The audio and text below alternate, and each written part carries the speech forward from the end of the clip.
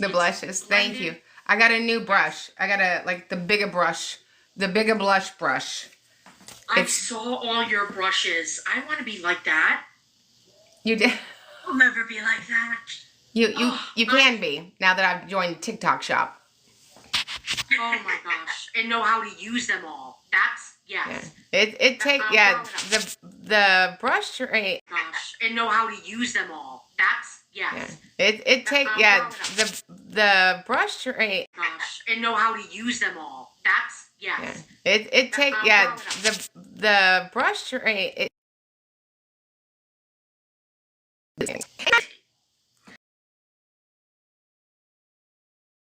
Okay, we're going to have a fast and furious, fun 30 minutes. Ladies and gentlemen and ladies, begin your beginning. Begin your beginning. All right. So, I have a... We are going to be live for 30 minutes, Allison, just to the top of the hour. Let me get on the chat right here. Okay, the first one out of the gate, how do I request testing for my child? Yeah, so we have a really good video about that on Special Education Academy. It's also YouTube, Special Education Academy YouTube, and it's also free when you join specialeducationacademy.com, our weekly training. But it's very simple. You send an email. Remember, we are charged with identifying, locating, and evaluating children with suspected disabilities.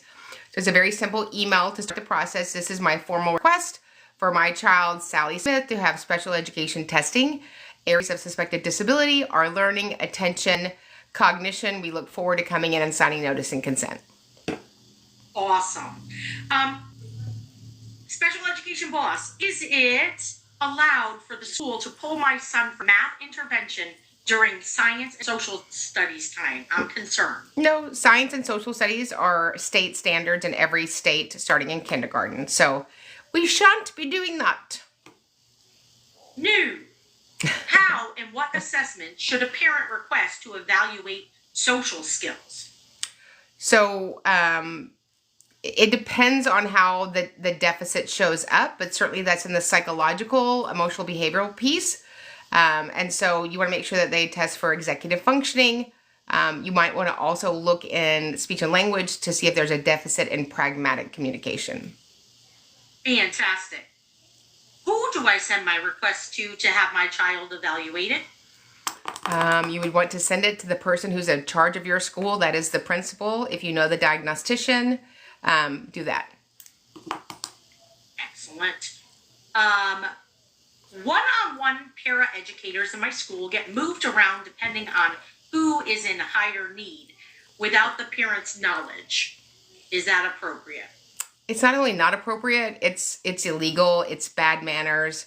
And what you were doing is you're actually putting your educators in risk of violating the components of their certification. So we literally get emails all day long, every day. We love teachers. We love paraprofessionals. We love everybody in the school system. It is amazing how comfortable some schools are with putting their teachers at risk. Is public school or private school better for my kiddo on the spectrum? So that's a personal decision. In my opinion, there's not a better setting for children with disabilities than public school when we get it right. And we get it right a lot, but there are times that we don't. And so certainly if you can get support, whether it's a family member, maybe a retired educator, or reach out to us, and we have a team of advocates that successfully support parents and families from coast to coast. But public school has the most array of services. There are going to be some private schools that will be beneficiary to you and your student. Obviously, that's a very large investment of your time and finances, but ultimately it's a family's decision. My question for you is, for speech, we were given push in for one session and pull out for another.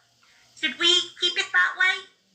So speech it can be delivered in a myriad of modalities. And so sometimes I'm going to, if Rachel is a speech pathologist, she's going to pull out to work on specifics, maybe articulation wouldn't be appropriate to be pushed in a class. But then she might push in for that pragmatic piece that we're talking about, really driving on more expressive in a social situation. So it depends on the type of goal that evaluator or therapist is tracking, and then where's the best modality to get the most gains. Okay. Would you please confirm that a student may not be left with a staff that does not have credentials? So left with staff that doesn't have credentials. So I'm allowed to leave a student with an adult that is an employee of the school district. Now, when you're talking about delivering education, delivering special education, delivering related service, instructional services, that's something very different. They would have to be credentialed in that state based upon the posting of the job. Give me 2 seconds. My loam cube deloomed. Hold on. Oh, no, we can't have a goodness. delooming loom. I'm not in the mood for any delooming. No. And you are very luminous and light up the room. But And let that, still, There we go. and let that purple sweater deluminate. I know. The purple is for Rachel. I'm repping Rachel. Okay. I am a first-year SPED teacher. What do I do if one of my students has already achieved their math goal this school year? Yeah, so then we're charged with going back to the table to write a more ambitiously appropriate IEP goal. Okay. My gen ed son has one-to-one pullout, but is still having behaviors. He has 13 accommodations that are not working. So we got to go back to the table. So, an IEP or a 504 is our best informed guess, right? So, and we deliver that, but we're working on a human, and humans are amazing and unique, and they progress and or regress at different levels. And so if what we propose is not working, then we go back to the table and make adjustments.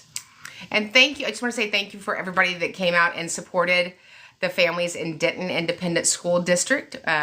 You guys are amazing. We love you. I was not arrested, although I love to be roughed up on a Thursday night, but it didn't happen. We have already filed 2 more federal complaints against them, and we're going to keep fighting. And we do come to your location, so if you are interested in myself coming out and doing a press conference in your area, then just reach out to us at advocate@specialeducationacademy.com, and we'll tell you the requirements. Because these kids, these children, these teachers need a voice. When we were there were probably 20 people that came that stayed in their cars because they're employees and they didn't want to lose their jobs. So I got a big mouth and I'm going to run it till we get these kids what they need and get the teachers the support they deserve. No, thank you, because they need that. Yeah. Okay. And somebody has asked, how do I get in touch with your team? Yeah, so it's advocate@specialeducationacademy.com, advocate@specialeducationacademy.com. And on November 2nd and 3rd, we are having a 2-day live virtual.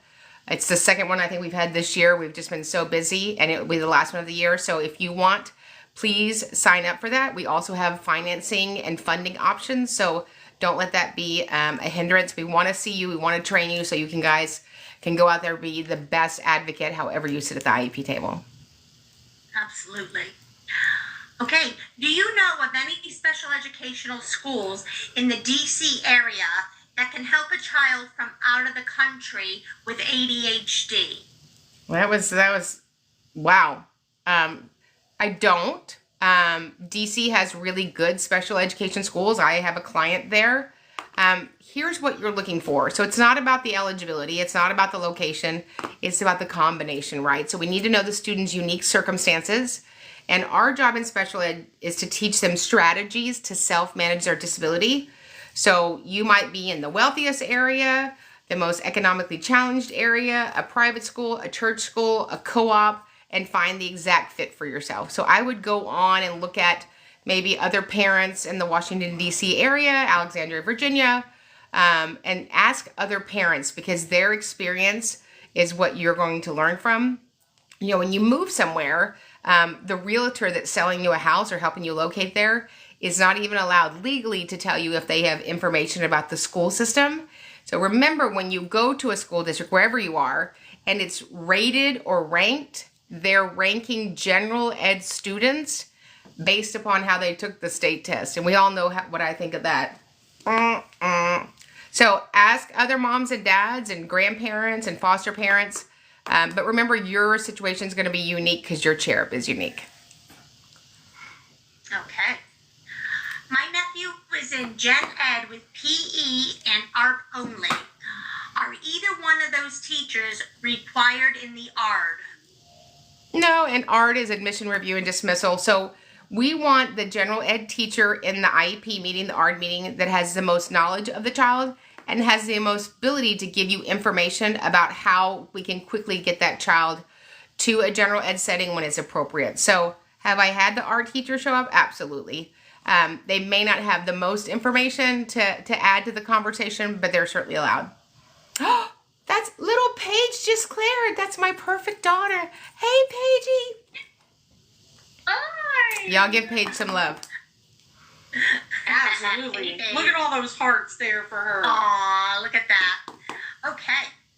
How common should IEPs and 504s be?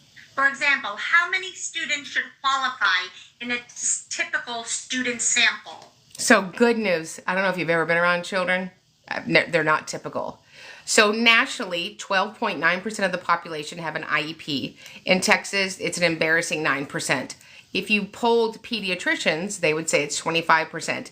If you polled the Learning Disability Association of America, they would say it's 25% because we under-identify. So, I think that we miss ADHD inattentive. I think we miss SLD all day long.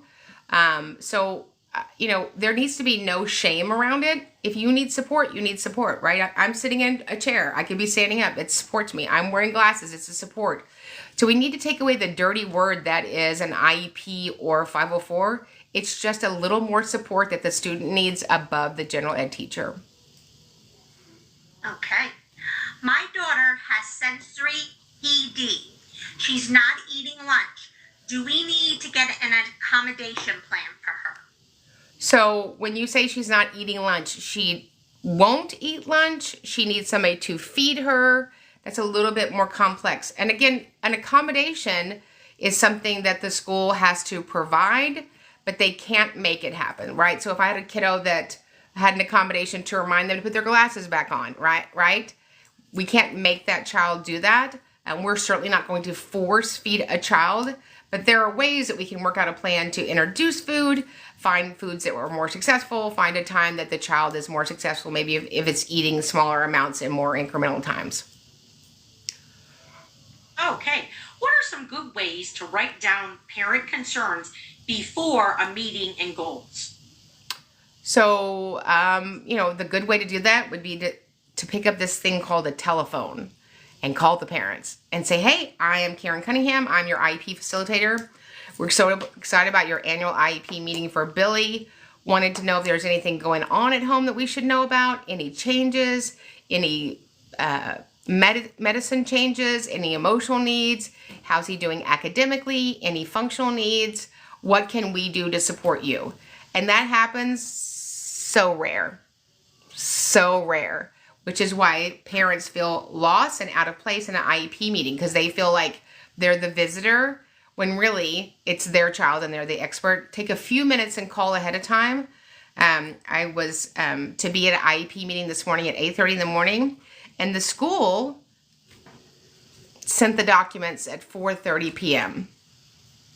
And they said, you know what? We'd really like your input. You know what I said? I won't tell you what I said. I don't believe you. I said it was appalling and unacceptable. If you really wanted my input, you would reach out and get it. We can do that by email. We can do that by smoke signal. Get a little pigeon with a note. Whatever you do where you live, okay? But get the information ahead of time. Act like we care about the parents. I identify with this one. I was once a struggling teacher, and she wants to know what options are there when a school has no special education co-teachers, so no students are getting any of their services and accommodations. When you say what are the options, here's what I know, love. When I file and we have successfully opened state complaints and federal complaints, and the state investigates them and the federal government investigates them and says they're out of compliance, you know what happens? in a moment, in a day, those rooms are staffed. Those rooms are staffed. And we have to get rid of the disparaging gap that is the inequity in special education. There has been a shortage in special education since December 2nd, 1975. And we are the children that are left behind. We're the children that can't go home and tell their parents what happened. And it's got to stop. So we have the ability to make school settings an enjoyable place to work. Admin has the ability to support their staff. I know amazing school districts and amazing campuses that do that, and they celebrate their team members, and they're honest and they're transparent. I think the biggest, egregious happening from schools to parents is that we just lie to them. And we lie in two ways. We lie by permission. That's when I say a lie, and omission. And so it's got to stop. So we're going to give a voice to these families because we believe these children are ridiculously amazing and the teachers are as well, till we get it completely right. Great answer. How can I go about OT direct services for a 504 for ADHD? Can I use special accommodations? So OT is a service, an accommodation is accommodation. I would be hard pressed to find a student that I wouldn't find eligible for special education and related services. While related services are allowed under a 504, it's rare that you're going to see them. Additionally, if I'm going to have a related service under a 504, there's no onus for tracking it. So I would really try to move towards an IEP so that we are addressing the characteristics of their ADHD and their OT, whether it's sensory or written expression. Excellent. I watched the press conference. What happens next? Is there any outcome in the Denton ISD? Oh, honey, there's some outcome, outgo, overflow, all the things. So the next day, I filed 2 more retaliation complaints because you're liars in Denton ISD. Mary Martin, the head of security and safety for the district, you didn't see all this, came out and told me that I had to leave. And you know what I said? I'm not. And then some guy said it's part of the Texas Education Code 11. Liar. If you're going to do that in public, what do you think happens to parents in Denton ISD during an IEP meeting? And so Mary Martin stood with her hands crossed, very, very mad that I wouldn't go away, with 4 police officers. The police chief of Denton had to stand there for puffy pants because she was mad. You don't run me. You don't run these children. You don't run the federal government. And, Denton ISD is already in big trouble for a number of things. They just settled a complaint in April for the high number of inappropriate restraints for children with disabilities. We are getting information now that they were found complicit for the attorney in their district allegedly telling people to fraudulently complete documents. So I have no problem giving a voice to something because these children, these families need a voice. And if you don't belong in education, you need to get on down the road. But we'll go back to Denton ISD when these other cases are opened, and then we have more state complaints opening because they have a very bad leadership problem. And until we get the stinky leaders out, it's not going to be any different for the kids or the parents or the staff members. True. I was told that RTI couldn't stop my son's testing, but since it was not collected, he is now not eligible for special education services. RTI has nothing to do with special education testing or services. So you've been told a lie. So January 2011, if you go to OSEP, Office of Special Education Programs, just go to Google and type in January 2011, Office of Special Education Programs. There is a letter from OSEP saying, listen, remind you school districts, you cannot use RTI, SST, MTSS, UPS, FedEx, OPI, any of that stuff to stop special ed testing or delivering special education and related services. Will you please confirm that students may not be left with a staff that is not credentialed?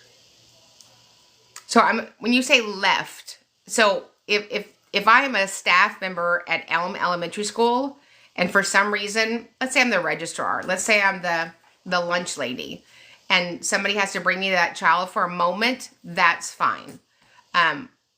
if they are to receive special education and related services, those persons have specific credentialing. And when they are with those persons, they have to be credentialed. I think that's answering your question. Do you have any rights for preschool with school of choice?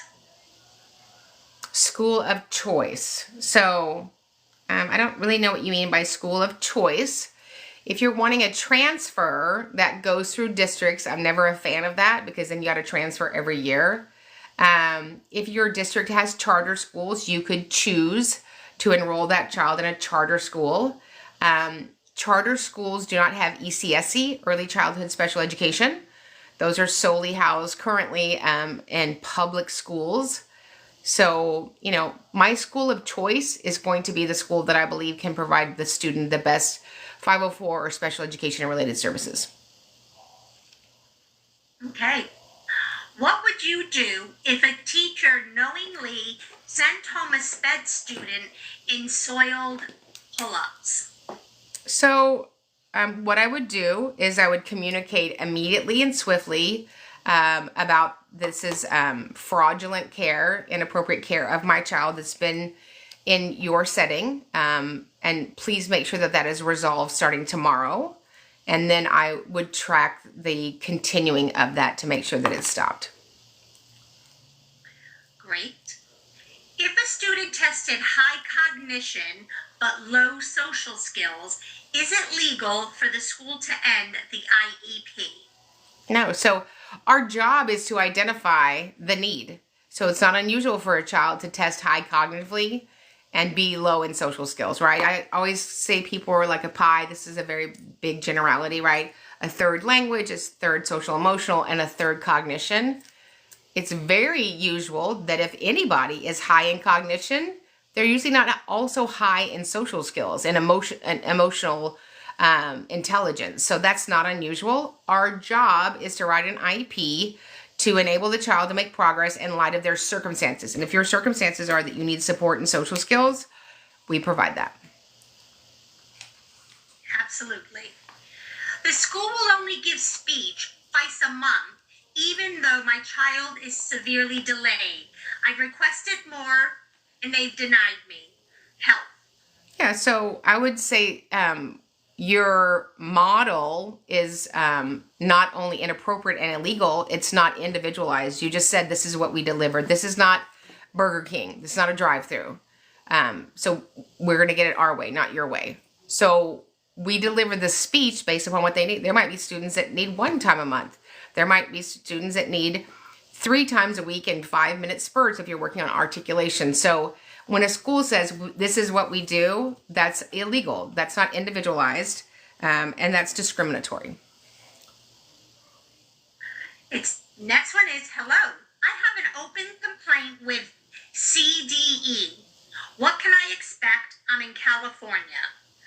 I'm assuming CDE is their district? California Department of Education. So I don't know what you would expect because I don't know what the complaint is. I do know that when you file the state complaint, there's a 60-day turnaround. So from the time that they receive it till they start their investigation, till they reach out and request records and documentation from the state. So I just opened 2 state complaints today. And on the page that asked for documents, it was a lot. So there were like 14 things that the school was going to have to produce. Like the letter from the state education agency that says this school district doesn't have to hire certified teachers. Yeah, that's what the school told us. So, I'm very thankful for state education agencies. You want to make sure that you've filed it as legally as possible and that you make sure that they know. Anytime that you're asking for information from me or anything that I can add, please reach out and I will add to the investigation. Okay. Do you advise on Canadian schools as well? We have clients all over the globe because we live in a very mobile, nomadic world, and we have lots of clients that we have then move to other countries, and so we help people all over the globe. Are private and parochial schools required to provide special education services? If you are a public school or a charter school or a state college, not a state college, a private school, or I'm sorry, can we just start over? Let's start over. I need one of those things. Cut. Okay. Two. Next question. Elena, do you have another question? I do. Are private and parochial schools required to provide special education services? No. Nope. Just public schools. Public schools. Okay. I requested an AAC device eval during an IEP, and they emailed me and say they're unable to conduct one. Is this okay? Yeah, it's okay. Just let me know of the private person that's going to come in and conduct it, Buttercup. I think that's what you would call them, Buttercup. This is serious, Elena. Don't laugh. I know, it's Cindy. She's making me laugh. I knew it. I knew it. Okay. Is there anything I can do if my child on an IEP is getting bullied and the principal does nothing? So if your child's being bullied, period, that's the job of the school district to take that matter very seriously. And so I would give them 1 moment to handle it, and then I would go up to the director of education in your district. How can we get a one-to-one with you to discuss our situation? Yeah, so if you go to Special Education Academy training and go all the way to the bottom, you can purchase hourly one-on-one coaching with me. Okay.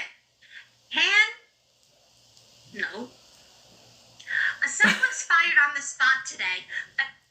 I think it was a typo, and I can't read what it says. So sorry. Let me start again. Sub was fired on the spot today. However, do we have parents have any recourse? Who was fired? What?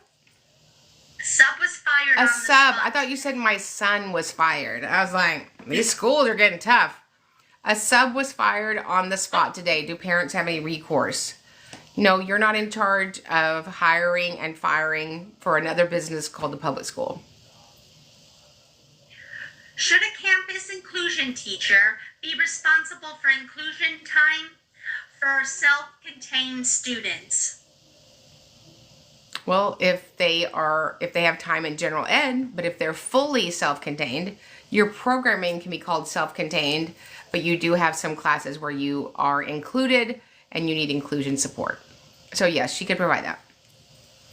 Okay. My son is on an IEP for dyslexia, but not making much progress. What else can I do? Pivot. You could pivot. So if that's not working, then we do something more robust like resource for reading, ELA. Dyslexia is solely addressing phonemic awareness and decoding. And that's one of the 4 areas for reading disability, but there's also basic reading, reading fluency, and reading comprehension. There are kids that have 3 reading eligibilities and actually aren't dyslexic, so that might be an indicator that maybe that's not the real root of their need. Okay. Tell me what I can do about a student who has an altered school day due to the lack of para support available. Well, I wouldn't agree to that. So I wouldn't agree to an altered school day. If you can't educate my student, then we need to have a meeting and look at out-of-district placement at the expense of the district. So we're not altering the school day and recusing you from providing him a free, appropriate public education. And somebody asked if they could hire me virtually. Yeah, you just reach out to advocate@specialeducationacademy.com. One of the best decisions they'll make. Can a school refuse to use a child's AAC device provided by insurance? Well, that would be a poor decision. That's like saying, if I'm going to fail to use your hearing aids provided by insurance, I'm going to fail to use your wheelchair provided by insurance, I'm going to fail to use your glasses provided by insurance, I'm going to fail to use your white cane provided by insurance. So that is discrimination on steroids, and I would immediately file with the U.S. Department of Education Office of Civil Rights. Bam. Thoughts on ABA technology thoughts on an ABA tech in the general education classroom? So there's no requirement in America for ABA to be delivered in public schools. I think ABA is phenomenal. I think public schools are phenomenal. 2, very different applications headed towards the same goal. And so the ABA people don't need to type and tell me that I'm wrong.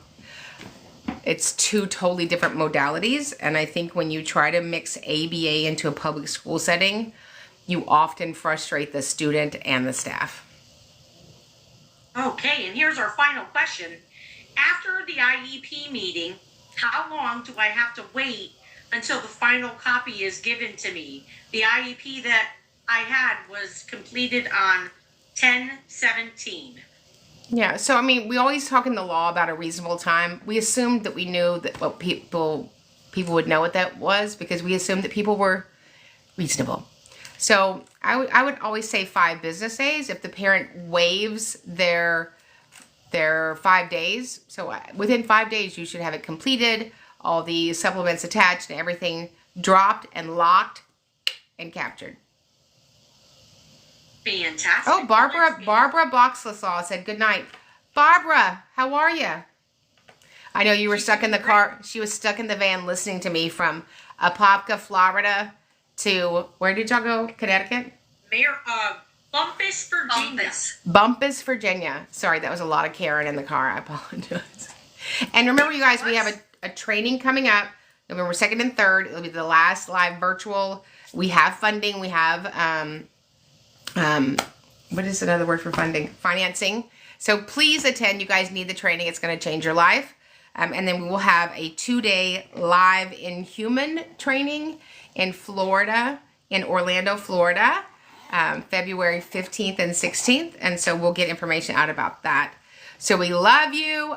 We are moving tonight's academy to Sunday at 11 a.m. We have had something that come up, but we love you. Remember, when you get it right for the child, we get it right for everybody. If you need anything at all, reach out to us at advocate@specialeducationacademy.com. We'll see you guys in the next training.